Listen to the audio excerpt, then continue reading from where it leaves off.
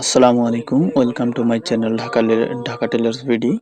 আজকে আপনাদেরকে দেখাবো কিভাবে কলিদার সালোয়ার কাটতে হয়।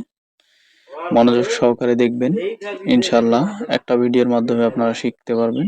যারা নতুন আছেন তারাও শিখতে পারবেন, যারা পুরাতন আছেন তারাও শুদ্ধ করে নিতে পারবেন বা সঠিক পদ্ধতি জেনে নিতে পারবেন। সর্বপ্রথম দেখলেন আমি 4 ভাঁজে ভাঁজ করলাম। এই যে আমার সামনের দিকে খোলা সাইড, এখানেও খোলা সাইড। এভাবে বিছিয়ে নেবেন। আমি যেভাবে বিছিয়ে নিলাম, যে সাইডে সাইডে খোলা সাইডগুলো বিছিয়ে নিয়েছি, ঠিক সেভাবে আপনারাও বিছিয়ে নেবেন। আর ভিডিওটা স্কিপ করবেন না, অবশ্যই ফুল ভিডিওটা দেখবেন। আপনারা কলিদার সালোয়ার কাটতে পারবেন, যে কোনো সাইজের, যে কোনো মাপের। আমি কাপড়টা সুন্দরভাবে বিছিয়ে নিছি, কুচিগুলো সোজা করে নিছি। এরপর আমি উপরে একটা দাগ দিয়ে নিলাম স্কেল দিয়ে। এটা হচ্ছে হলো সেলাইয়ের জন্য, মানে সোজা করার জন্য, কাপড়টা সোজা করার জন্য একটা দাগ দিয়ে নিলাম। এখন আমরা হাফ ইঞ্চিতে একটা দাগ দিব। এটা জয়েন্টের জন্য হাফ ইঞ্চি আপনারা দাগ দিয়ে নেবেন। সুন্দরভাবে দাগ দিয়ে নেবেন। দেওয়ার পরে আপনারা এই যে নিচের দাগ থেকে 7 ইঞ্চি বাদ দিবেন। দেওয়ার পর আপনাদের যার সালোয়ারের লম্বা যত, তার থেকে আরো হাফ ইঞ্চি বেশিতে দাগ দিয়ে নেবেন। আমি দেখেন উপরে 7 ইঞ্চি বাদ দিছি, এখানে 38.5 দাগ দিছি, আর এখানে আপনারা 16 ইঞ্চিতে দাগ দিবেন। কলিদার সালোয়ারে অবশ্যই 16 ইঞ্চিতে দাগ দিবেন। ফিতাটা যেখানকার সেখানেই থাকবে। এভাবে নিয়ে দাগ দিয়ে নেবেন সুন্দরভাবে।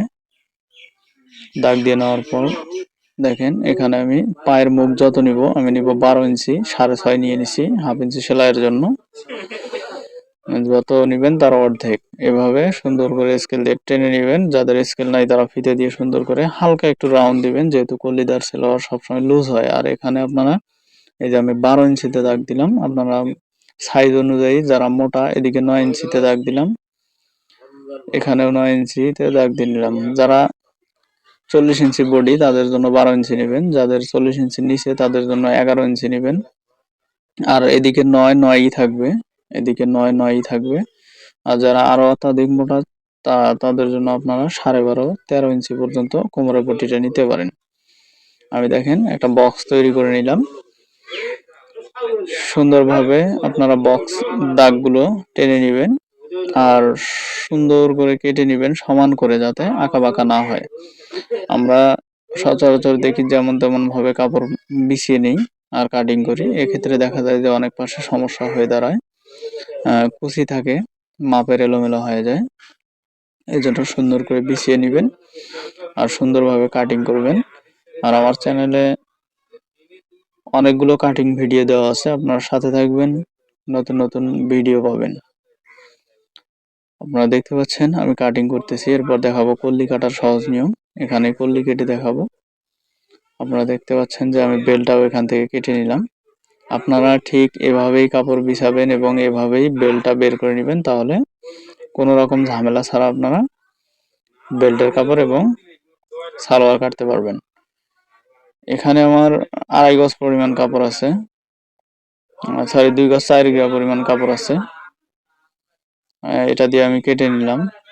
আর এখানে দেখতে পাচ্ছেন আমি একটা কাপড় নিলাম, নিয়ে এখানে 4 ভাঁজ করে নিলাম। 2 ভাঁজ আছে, ওই সাইড থেকেই আমি নিয়ে নিছি। এখানে 2টা কোণা নিয়ে নেবেন, নিয়ে 4 ভাঁজে ভাঁজ করবেন। ঠিক এভাবে একটা মাপ দিয়ে নেবেন। সাইডে মাপ দেওয়ার পর এই লম্বাটা কেটে নেবেন। নেওয়ার পর আপনারা এই দেখতে পাচ্ছেন এভাবে একটু আড়াআড়ি ভাঁজ দিয়ে নিছি। আপনারা যে যেরকম নিতে পারেন, কল্লি ছোট বড় হলে সমস্যা নাই, কারণ কল্লি তো কল্লি। আপনারা এভাবে কেটে নেবেন। উপরের দিকে আপনারা 1.5 ইঞ্চি নিতে পারেন, নিচের দিকে 2.5 ইঞ্চি 3 ইঞ্চি নিতে পারেন। নিয়ে এভাবে কাটবেন। এই যে দেখেন আমি একটু রাউন্ড করে কেটে দিলাম। এই যে খোলা অংশটা এই সাইডের সাথে লাগবে, এখানে জয়েন্ট থাকবে, এখানে হালকা একটু উপর পাশে কেটে দিয়ে করবেন। আপনারা 1 ইঞ্চি ভেতরে ঢুকিয়ে দিয়ে এভাবে, মানে জয়েন্ট অংশটা ভেতরে ঢুকিয়ে দিয়ে কেটে নেবেন, তাহলে মাপটা একুরেট আসবে। এখন আমাদের হায়ের মাপ 30 থাকবে। আর হায়ের মাপ অবশ্যই 30 রাখতে গেলে এভাবেই কাটতে হবে, তাহলে সব সাইজের জন্য পারফেক্ট হবে। আপনারা দেখতে পাচ্ছেন যে কাটিংটা সম্পূর্ণভাবে করে ফেললাম। যারা আমার চ্যানেলে নতুন আছেন তারা অবশ্যই চ্যানেলটিতে সাবস্ক্রাইব করে বেল আইকনে প্রেস করে দিবেন। নতুন নতুন ভিডিও সাথে সাথে পাবেন এবং ভিডিওটি ভালো লাগলে লাইক করে দিবেন। ধন্যবাদ।